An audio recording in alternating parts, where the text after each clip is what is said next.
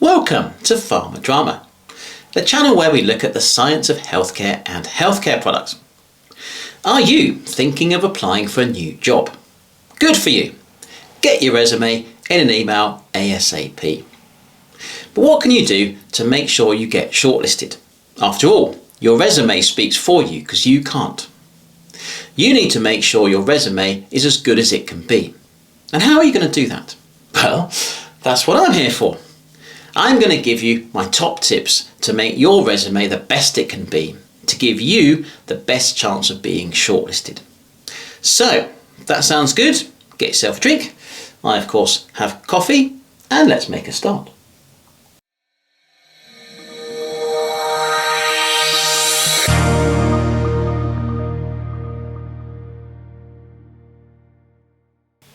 What's better than one CV? Two CVs. That's the last French car joke, I promise. CVs and resumes, which are not the same thing, as we'll look at in a moment, are essential documents in getting a job, or, if you have one already, getting a better job. You really should have CV and resume documents prepared that you review regularly to make sure they're up to date. That way, if your perfect job appears and the deadline for an application is short, you don't need to prepare something from scratch. But what are CVs and resumes, and how should you prepare them? Firstly, CVs and resumes are not the same thing. A CV, which stands for Curriculum Vitae, or Latin for Course of Life, is a complete summary of your professional achievements, while a resume is a 1 to 2 page summary of your key skills and experiences that are relevant to the post you are applying for. CVs and resumes are therefore used for different purposes. If you are applying for a new job, you should be sending your resume, along with a cover letter. We cover that in a separate video, the link for which is below. While if you're applying for a promotion with your current employer, you should be sending your CV. Let's look first at writing a resume then. And before you ask, there is not one right way to prepare a resume. There are, however, lots of ways not to prepare a resume. You should keep it short, no more than 2 pages, focused on the post you're applying for, professional looking and error-free. I cannot highlight the last 2 points enough: professional looking and error-free. One thing that I often say to people that they usually find surprising is that shortlisters are not usually looking for 200 reasons to employ you. Rather, if someone has been tasked with selecting, say, 5 candidates from 100 applications, they are looking for a reason to reject you. So don't give them one. That makes it much more likely you'll get shortlisted. If you only take that bit of advice from this video, I think your success rate will increase. But you can do a lot more to increase your chance of being shortlisted. Choose a professional template. You can select one in word processing software or download one from the internet, and avoid colours, clip art and photos. I know what you're thinking. If everyone else submits a boring black text on white background resume, you can really stand out with your green text on a pink background. But remember what I just said. Shortlisters are usually looking for a reason to reject, and garish colours are going to give them just that. Shortlisting is a time to blend in with the pack.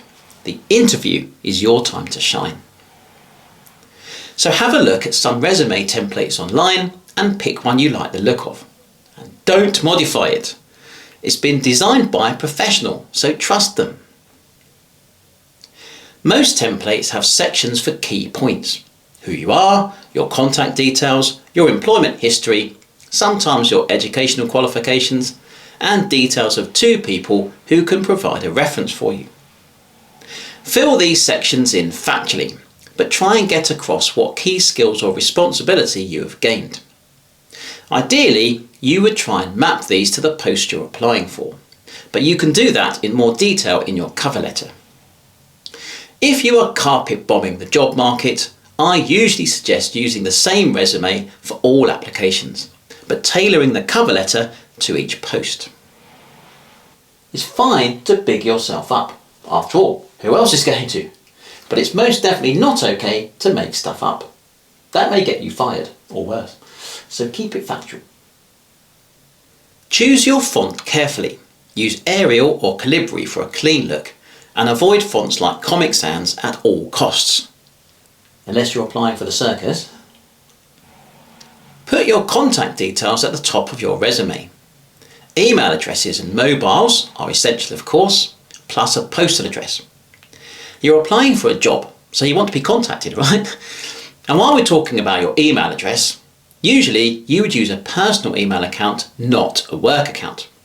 Please, please, please, therefore, make sure your email address is suitable for a professional environment.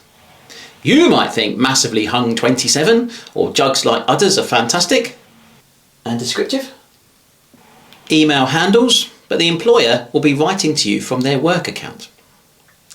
If you have a LinkedIn account, add the details for that. If you don't, then make one. LinkedIn is a vital tool in making professional networks. If you include a personal statement, and I think that's usually a good idea, keep it short, aspirational, and focused on the sector you're applying to work in. You have no idea how many students apply to UCL Pharmacy with a personal statement that says how much they dream of being a doctor or a dentist. List your employment history in chronological order, with the most recent post first. Try and list key skills and responsibilities next to each post. And most importantly, address any gaps in your employment history. I know there can be many reasons for gaps in employment, and they're not all bad. But don't sow the seed of doubt in the shortlister's mind. If you list your educational qualifications, I would also add your grades. Again, that's not to show off, it's because where I read a resume and grades are not stated, my mind starts to think, why has this person not told me their grades? Finally, consider listing professional achievements, memberships of professional bodies, awards and so on, and your hobbies and interests.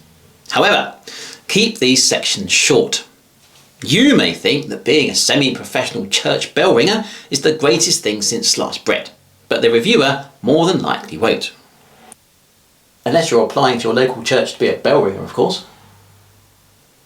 Finish your CV by including the contact details of 2 people who can provide references for you.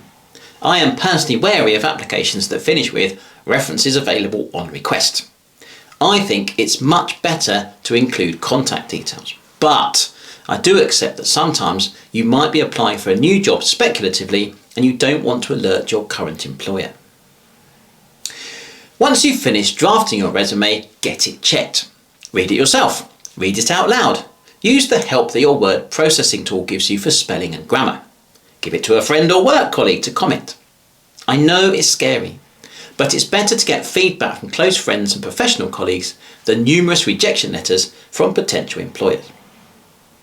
If you do all that, you should have a killer resume. And what about a CV? You thought I'd forgotten about that, didn't you? Well, I didn't. The basic principles of a CV are the same. The only difference is that a CV should list all your professional achievements and so can be longer than 2 pages. What you list is very dependent on the sector you're working in, and you'll probably find your employer has a template for CVs for promotion. UCL does.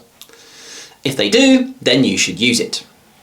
What I would say is keep your CV up to date by reviewing it regularly and getting into the habit of adding new achievements to it.